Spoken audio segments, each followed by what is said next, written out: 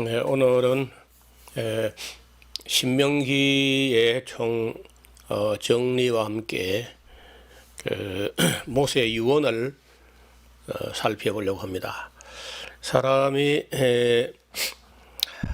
일생을 살고 또 그냥 사는 것이 아니라 모세처럼 그 큰 공동체를 이끌어 가다가 이제 이 세상을 떠나서 하나님께로 가야 된다고 생각했을 때, 그리고 더 이상은 이스라엘 백성들과 어떤 설교나 강의나 이런 말을 할 수 없게 된다고 생각했을 때 무슨 유언을 어떻게 남길 것인가 하는 거 아마 생각을 하게 될 것 같아요. 젊어서는 그런 거 생각도 없지만은 나이가 한 70쯤 되면은 누구라도 그 유언에 대해서 생각을 하게 됩니다. 어떤 분은 갑자기 어려워져서 유언이라든지 임종도 가족들과 함께 나누지 못하는 그런 경우도 있지만은, 모세는 그 120세에 이런 유언을 남길 때 기력도 시하지 않았고 눈도 흐리지 않았다, 그렇게 기록되어 있어요. 그래서 이제 그 소위 고별 설교, 레위기를 본문으로 해가지고 긴 설교를 했죠. 하고는 이제 그 마지막 설교 말미에 가서 29장부터 34장까지는 모압 평지에서 추가로 더한 율법이거든요. 즉 레위기에 있던 말씀이 아니고 따로 이제 유언 형식으로 이렇게 남기는데, 그 중에 이제 오늘 제가 주목하는 부분은 이 부분입니다. 오늘 소개한 대로 여기 보시면은 신명기 31장 9절부터 13절까지인데 내용을 읽어보면 잘 들어보세요.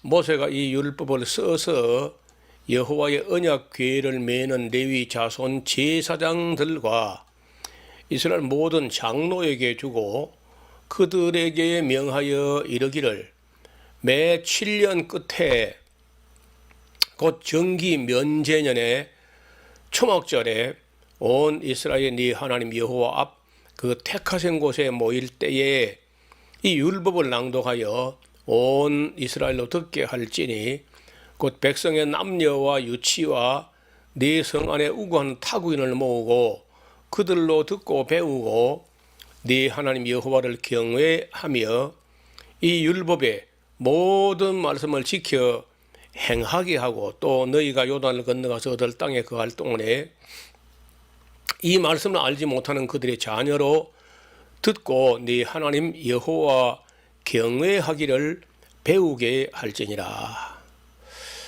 자, 여기에 더할 말도 없고 뺄 말도 없고 고쳐 말할 만한 부분도 없이 완벽한 이런 문장인데 놀라운 얘기입니다.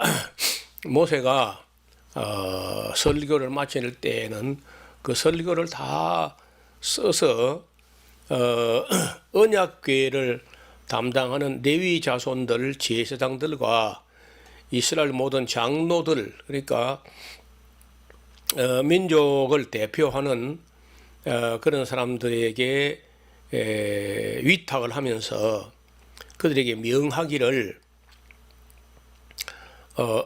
부탁이나 이런 명령을 했습니다. 자, 매 7년 끝에, 즉 7년 이렇게 한 텀씩 돌아가는데 6년을 일하고 제 7년은 정기 면제년 혹은 안식년이라고도 합니다. 그 면제년의 초막절은 언제냐? 7월 15일, 히브리 달력으로 7월 15일부터 22일까지 한 주간을 지키고 그 다음 날짜에 8일도 성해라. 그래서 7월 15일부터 7월 23일까지 여드레를 지키는 그런 명절인데요. 그 초막절에 온 이스라엘 백성을 네 하나님 여호와 앞 그 택하신 곳에 모이게 하고, 모였을 때 다른 무슨 이상한 프로그램 자꾸 만들지 말고 이 율법을 다 낭독해주고 온 백성 앞에서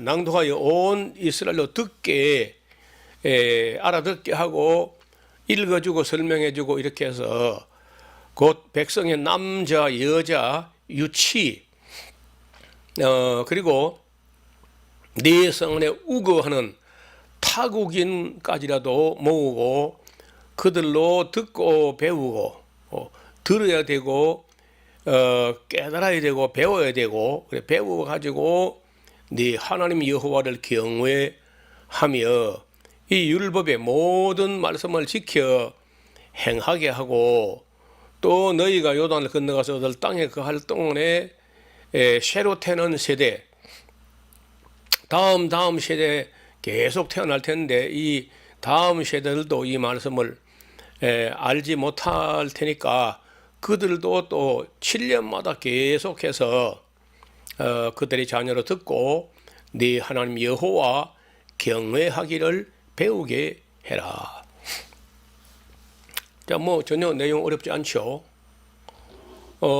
그런데 이 말씀을 이제 위탁받은 사람들은 레위 자손 제사장들 그리고 이스라엘 모든 장로들 그리고 이제 총책임자로서 여호수아 이렇게 당시에 이스라엘 민족 대표들이 있는 데서 이 말씀을 유언으로 남겼단 말이죠. 그러면은 이 유언을 누가 책임지고 수행해야 하냐 하면은 뭐 제사장도 있고 이스라엘 여러 장로도 있지만은 1차적으로 여호수아라고 봅니다. 여호수아가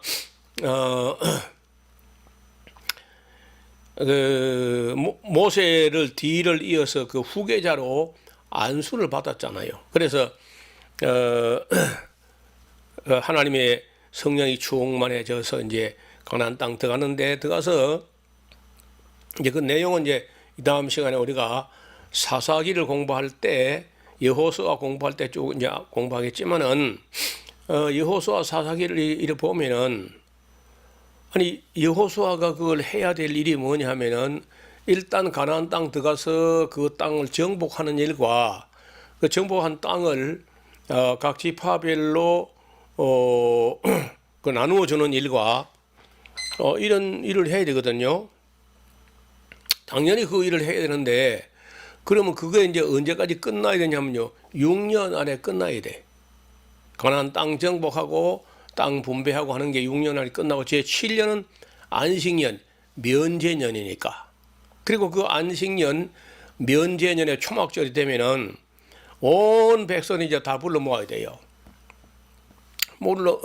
불러 모아가지고 무슨 회의를 하거나 무슨 프로그램을 진행하는 게 아니라 이 율법을 다 낭독해주고 설명해주고 깨닫게 해서 여호와 경외하기를 배우게 하고 또 6년 일하고 그 다음 7년에 또 그런 집회를 하고 7년마다 정기적으로 이런 집회를 해라. 모세가 이렇게 지금 유언한 거거든요. 그런데 여호수아서 사사기에서 이렇게 보면은 아무도 안 합니다. 여호수아부터 안 했어. 우리는 그저 여호수아 하면은 굉장히 훌륭한 분이고 믿음이 충만한 분이고 담대한 분이고 믿음의 눈으로 불가능을 하나님을 의지해서 가능케 하는 어떤 훌륭한 그런 분으로만 생각했지 여호수아가 뭘 안 했는지 뭘 못했는지 뭘 잘못했는지 이런 거는 아예 안 보거든요.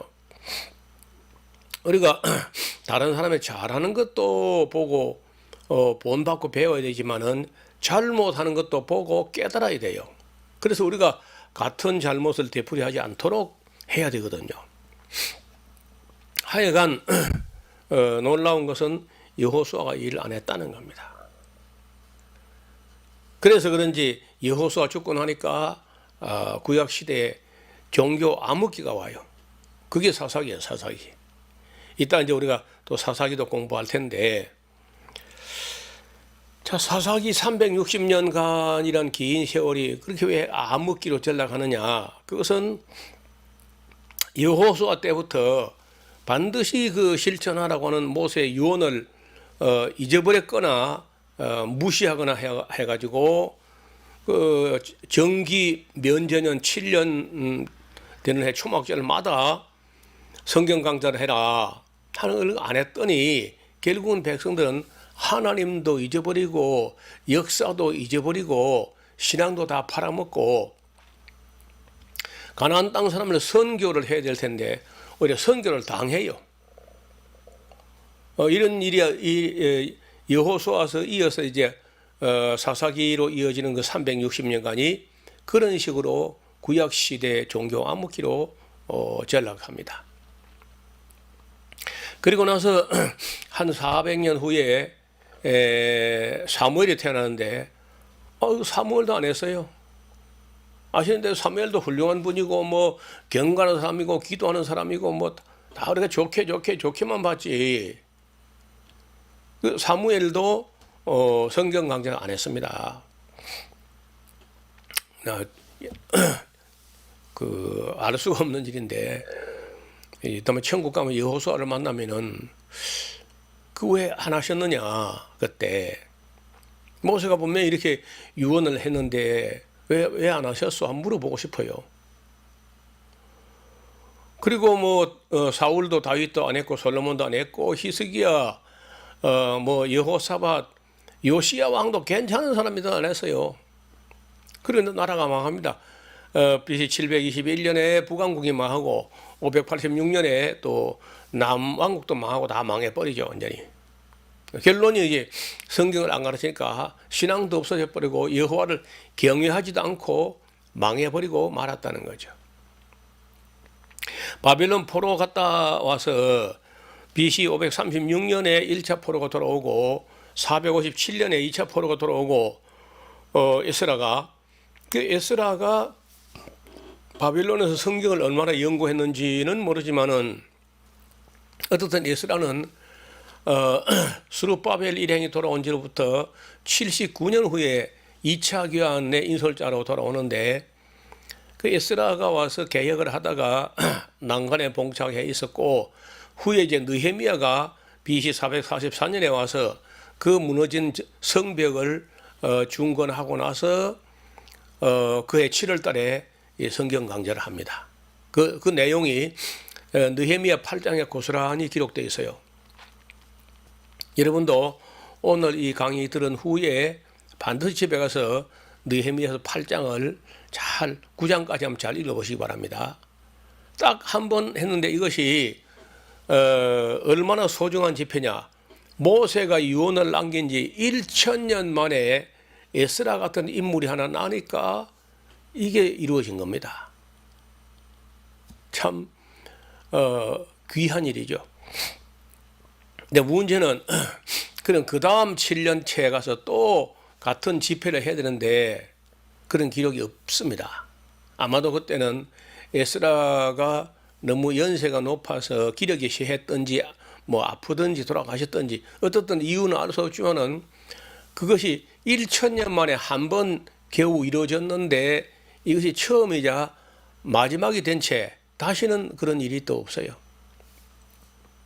그리고 말라기 시대를 맞이하게 되고 세례 요한 때까지 아무도 안 했고 12사도도 또 이 성경 강좌를 안 했고 뭐 교부들도 안 했고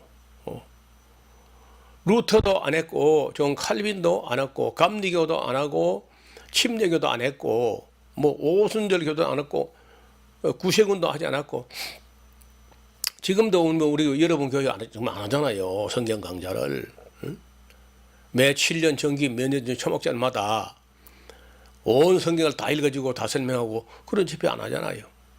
지금 신학교 가서도 안 해. 그 결과는 하나님을 모르게 되거나 오해하게 되거나 잘못 알게 되거나 이렇게 한다고. 왜냐하면은 이게 사람들이 조금씩 읽고 뭐 매일 읽고 이런 것도 해야 되지만 가장 중요한 것은 가끔씩 짧은 그냥 단기간에 창세기부터 계시록을 전체를 다 읽고 전체를 보는 안목이 있어야 돼요. 전체를 바로 보는 안목이 있어야 부분도 바로 볼 수 있는 거지. 전체를 바로 보지 못하는 사람은요, 부분도 바로 본다는 그런 보장이 없어요. 저는 이 교회에 가서 처음에 성경이 굉장히 보니까 종이도 얇은데 굉장히 페이지 수가 많고 두껍고 그래요. 그리고 내용도 복잡하고 용어도 어렵고 뭐 생소하고 낯설고, 그런데 내가 보면 아무것도 안 보이는데 그 설교자는 성경 한두 절 읽고 거기서 무한히 옳고 또 옳은 말씀이 끝없이 한없이 흘러나오는 거야. 그래서 저 책이 무슨 책이길래 저렇게 놀라운 이야기가 나오나, 저 책을 다 통달하게 되면 사람이 어떻게 될까 하고 성경을 다 가르치는가 보니까 또 그것도 아닌 거예요. 이 책 했다가 저 책 했다가 앞으로 갔다 뒤로 갔다 옆으로 갔다 신약 갔다 구약 갔다가 종잡을 수가 없게 해요. 일관성도 없고 참 시간마다 다 옳은 말이고 달콤한 말이고 참 유익한 말이고 지당한 말씀이고 그런데 문제는 성경을 전체를 알게 하지 않더라고요. 그래서 제가 거기에 만족하지 못해 가지고 신학교를 가서 뭐 7년이나 공부했는데, 신학교도 마찬가지. 신학교 가니까 성경은 이미 다 교회에서 다 배우고 왔지요. 이미 성경 이미 다 배우고 다 알고 있는 걸로 가정하고 이제 신학을 시작하는 거예요. 신학이 뭐냐 하면 또 한두 시간 이야기해야 돼요. 그래서 크게 신학교 실망을 하고 교회로 돌아와서 뭐 안 가르치고 못 가르치고 하는 걸 뭐 누굴 원망할 수도 없고 내 스스로 실천하고 연구하면서 창세기부터 계시록까지를 정리하고 연구하고 해가지고 뭐 몇몇 사람이라도 이걸 같이 공감하고 나누고 해야 되겠다. 이게 이제 그 40년 넘어 이 일을 해왔습니다. 그리고 이 일이 퍼져나가기를 모든 교회, 모든 목회자가 모든 성경을 모든 성도에게 가르치는 날이 오기를 그렇게 바라고 강조하고 뭐 해도 참 확산이 안 돼요. 이 에스라우스 수료형이 지금까지 43년 동안에 한 8만 명 정도 수료한 것 같거든요. 정확하지는 않습니다. 최소 잡아서 8만 명으로 봐요. 그리고 그 중에 언제나 목회자가 20% 이상이니까 15,000명 이상의 목회자가 이걸 다 수료했습니다. 그런데도 안 퍼져나가요. 성경을 다 가르친다는 것을 불가능한 일로 생각하는 거 봐. 대부분의 목사가 성경을 어떻게 다 가르치며 성도들도요, 성경을 어떻게 다 배우며 이렇게 안 되는 걸로 생각하는 것 같아요. 전부 다.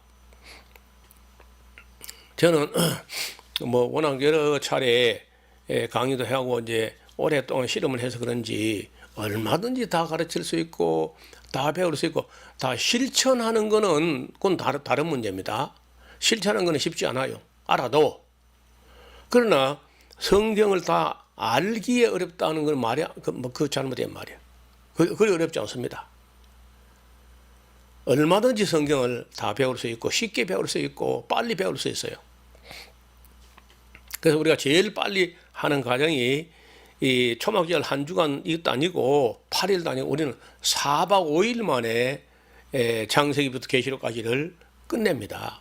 물론 이제 시간을 많이 확보하기 위해서 아침 5시부터 시작해가지고 밤 11시까지 해요. 휴식 같은 건 없습니다. 식사는 30분. 그렇게 하면 이제 4박 5일 만에 창세기부터 계시록까지를 다 볼 수 있게 그렇게 합니다.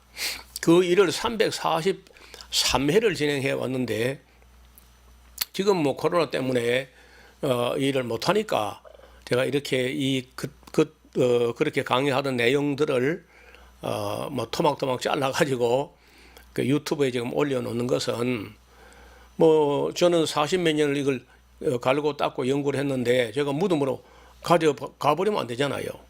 그래서 저 딴에는 더 늙기 전에 또 죽기 전에 기력이 더 시하기 전에 어떻게든지 진행을 짜듯이라도 시간 쪼개가지고 이걸 다 남기고 죽어야 되겠다.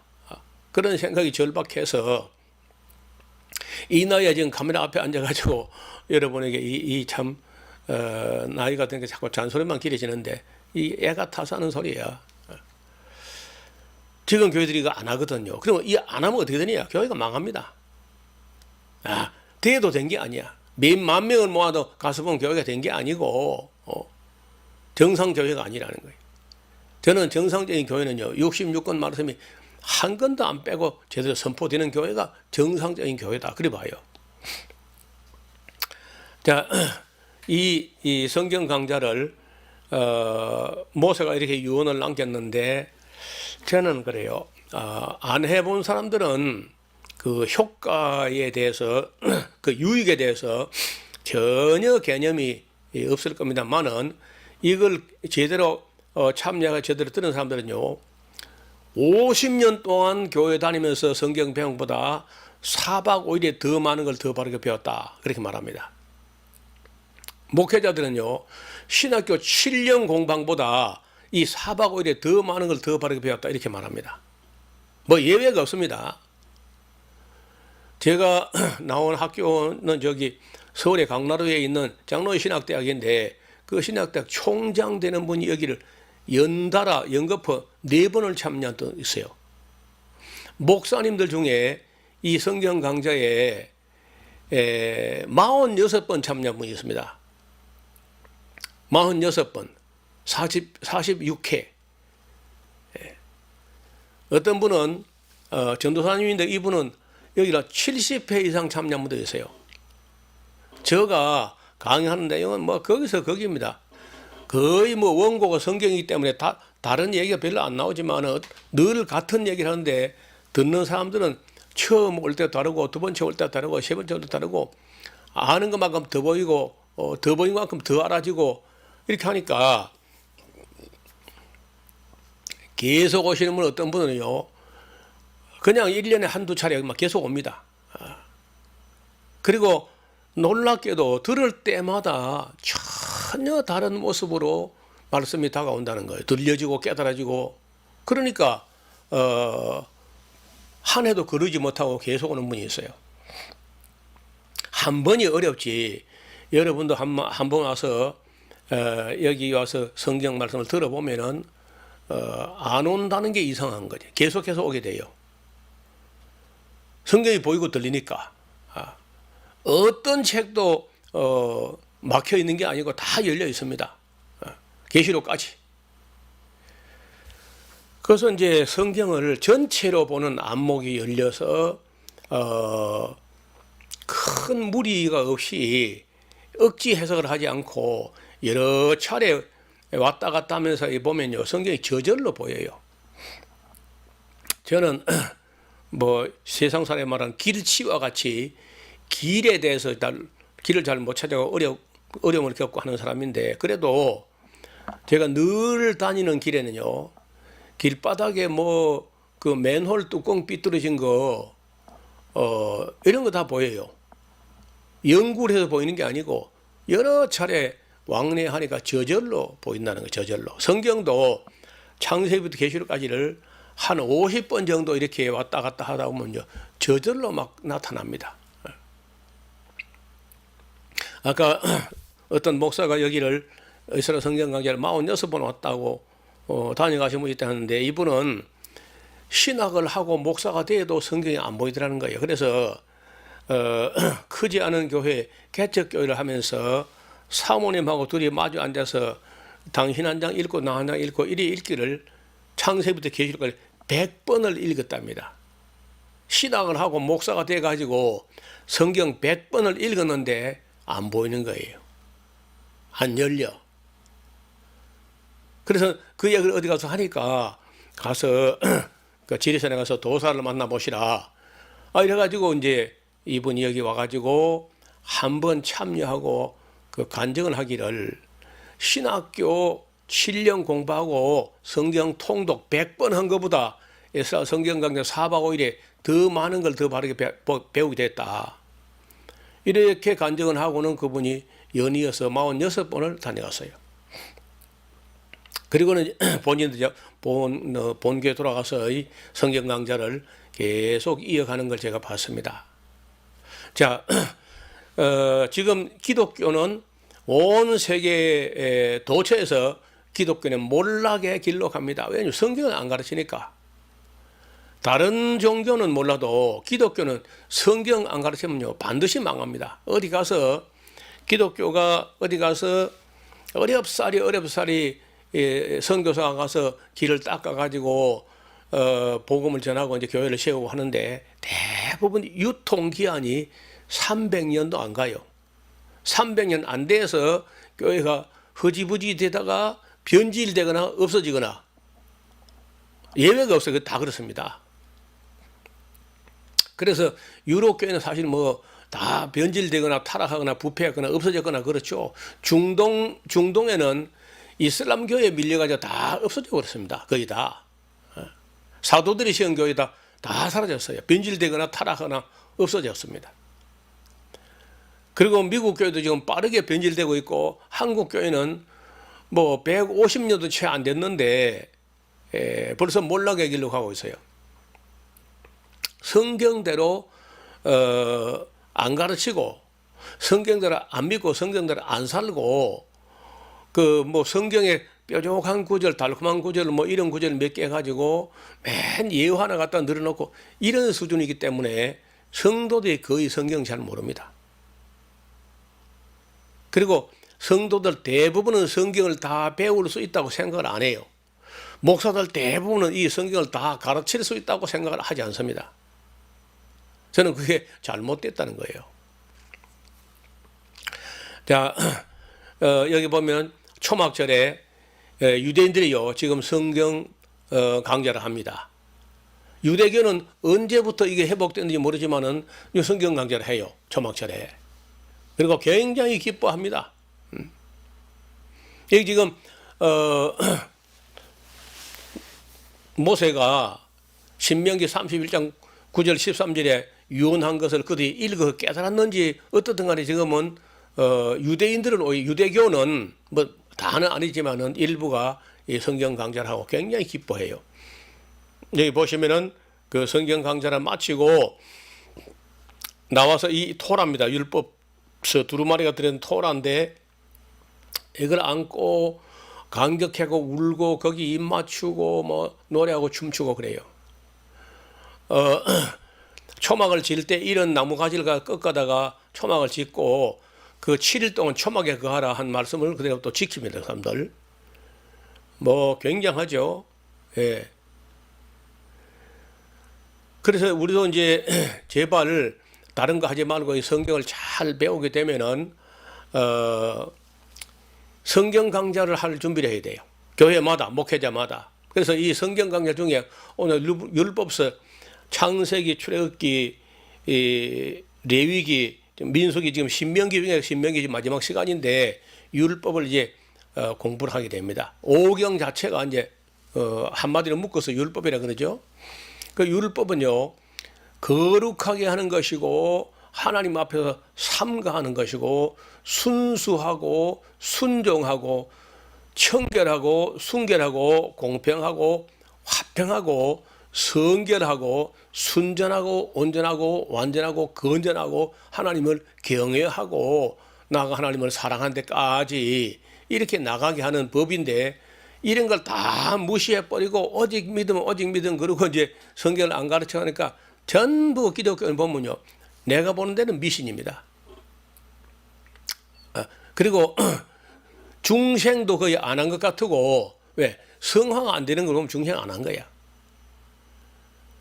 성화가 되는 사람은 중생한 거고 성화가 안 되고 맨 올해 같은 금년 같은 내년에 뭐 5년 다해도 꼭 가고 10년 다해도 꼭 갖고 오히려 더 퇴보하고 이건 중생 자체가 안 된 겁니다.